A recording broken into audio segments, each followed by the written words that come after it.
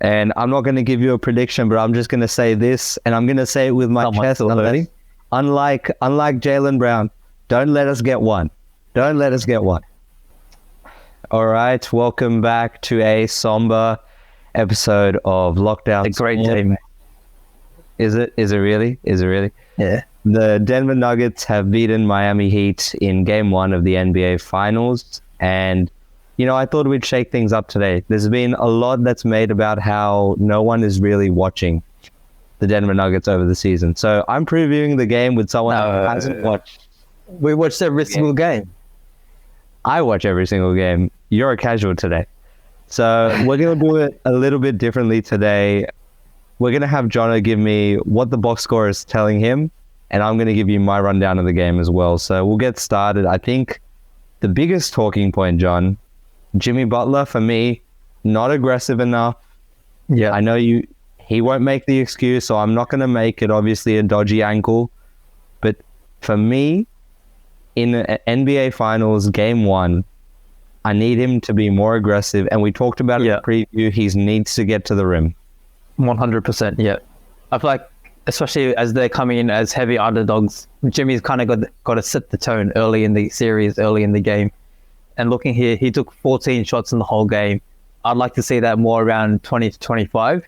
But the biggest thing is 0 free throw attempts the whole game for Jimmy Butler. That's unheard of. That just shows that he wasn't really playing with his normal energy, his normal aggressiveness. And that's probably the main reason the Heat team lost today. They didn't have the energy feeding off Jimmy Butler today. And, we hear it all the time, playing the right way. And it's something that LeBron gets criticized for at times, not taking those shots in the last seconds. But today you saw an overreaction to the right way mentality, where he simply wasn't addressing the basket, looking at the basket anywhere near enough. Yeah. And I think that goes to show, role player variance played a huge role in what we were able to do against the Celtics, but you see the flip side of it now. And role player variance is something that you have to manage, you have to monitor really closely, because you need your best guys doing the things that they're best at. And Jimmy Butler, for me, he's a shooter. And we need to get him to the free throw line. We need to get him taking more shots from mid-range. And Jokic, we really have to work this guy on defense, because I'm telling you, the other thing I saw today, lots of gaps in this Denver Nuggets defense once you pick them apart. And it will happen more and more the more aggressive we are at the rim. And I know there were a few blocks. Yeah. I know there were some guys in the lanes. You can tell me a bit more about that in a moment. But we need to get to the rim, because Jokic is a non-factor at the rim. Yeah. So just going off the LeBron thing you said quickly about playing the right way, that's what Jokic does as well. Jokic just plays the right way, and he's never got criticized for it, but it's worked out perfectly for him so well so far. So we'll see whether that comes in the future. But with Jimmy as well, and we're saying he's playing too passive, I think with Jimmy, he sets a tone for himself. So he just went in thinking he's going to get his teammates going. It's the finals. He wants them all to chip in instead of just taking what the defense gives him. And I feel like he could have attacked a lot more. 0 free throws, man. That's not right for Jimmy Butler. And role player variance, another thing you mentioned today. Max Strus 0 for 9 from 3-point range. That's something that's going to kill the Heat. 9 shots from 3. A lot of them would be open as well with the way the Heat play and move the ball. A lot of the shots for Strus are open. He normally makes them. So when he's missed 9, that really hinders the Heat offense. And that lets them cramp in on Jimmy and Bam as well, I'm guessing. Yeah, you said it right there. And we previewed the finals with this emphasis on set offense and set defense, the chess match. Yeah. But when you miss shots and you miss threes in transition or wide open threes, and it's a long rebound, it usually leads to those transition opportunities. And that's where Denver did most of their damage for me in the first half, where Jokic was able to get up the court without Adebayo on him. And then all of a sudden, it's just a domino effect, and you've got you've got Gabe Vincent, the other undersized guard, on Aaron Gordon. And these sort of mismatches were exploited, and all of a sudden, the role players of the Denver Nuggets became superstars. And for me, this is something that they're going to have to address. And good offense leads to good defense. I've said it all the time, the numbers do lie a little bit because of the transition and the set defense numbers. But I strongly believe the answer to a better Miami defense is a better Miami offense. Yeah, for sure. And you can say that argument for Denver as well. They were so efficient today from 2. They shot it over 60% from 2, and they were under 30% from 3. But just the efficiency with the way they played, the two-man game with Murray and Jokic, those two together had 24 assists. I'm sure a lot of them were to each other, but also to the other guys. Michael Porter, Bruce Brown, KCP, getting the other, and Aaron Gordon as well. He dominated that first quarter.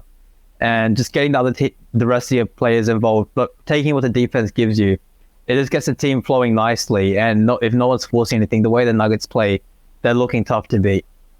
You know, you got me right onto my next point. I jotted down during the game. It's the Jokic Murray synergy, chemistry, whatever you want to call it. Because I remember a few different things we threw at these guys. Every single one of them. It didn't matter if it was drop coverage. It didn't matter if it was switching. It didn't matter if it was hedging. Whatever it was, they found the solution and they found it at the exact right time. When I saw this tweet earlier today, you know, a lot's made about Karl Malone and Stockton back in the day. And that old school pick and roll offense, you know, where you don't have that help defender on your side, you know, with the old rules.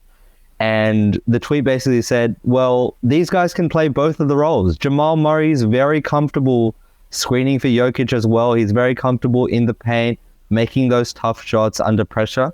And that sort of synergy where you can do both, where you can be the main guy and the assist guy, is something that makes this Denver team so great. Both of them are so smart, and their games complement each other so well. That's why they work so well together. Sometimes they go pick and roll. Sometimes they pick and pop.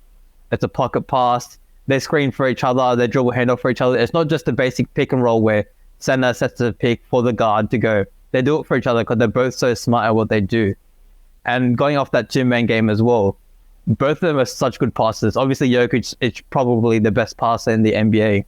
But with the two-man game, one of them always gets the ball in space. And with the way the Nuggets played, they're so smart. Just the other 3 players on the floor with those 2 as well. They're so good at cutting and even setting back screens. Like Gordon setting a back screen so Michael Porter gets an open 3. They're always creating amazing looks for each other off that two-man game. And I don't know how you guard that efficiently. There's got to be something you got to give up. But in the finals, you don't really want to give anything up, especially against this Nuggets team. So it's going to be interesting to see what Spo and the Heat do in the games moving forward. See, Kevin Durant, see what you can do when you have all these guys off the ball making movements and you're not the 4th all-star on a team. It's fascinating because we're seeing finally like a proper team and there's not many gaps in it. I had a few ideas with pure team offense. With what lineup I want the Miami Heat to throw out. Kevin Love wasn't used at all, I'm fairly sure.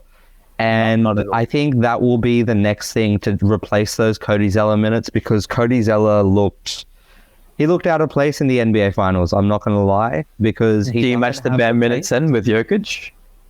I think you have to. You have to. And even just having Kevin Love there, Hayward, Highsmith, Jimmy Butler, I would probably sneak Lowry back in, and I want to see Tyler Hero in Game 3.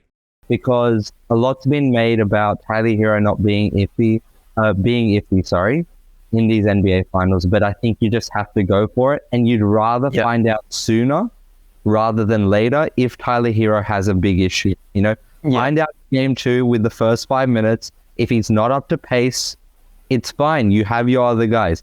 But you don't want to get to Game 4 in Miami, 3-0 down. Exactly. And then say, Tyler, suit up. It's time to, you know, earn your contract. And I don't get it, man. It's happened a few times with the injuries the Heat have experienced late on into the playoffs. You know, Dragic, Adebayo, Tyler Hero again last year with the groin.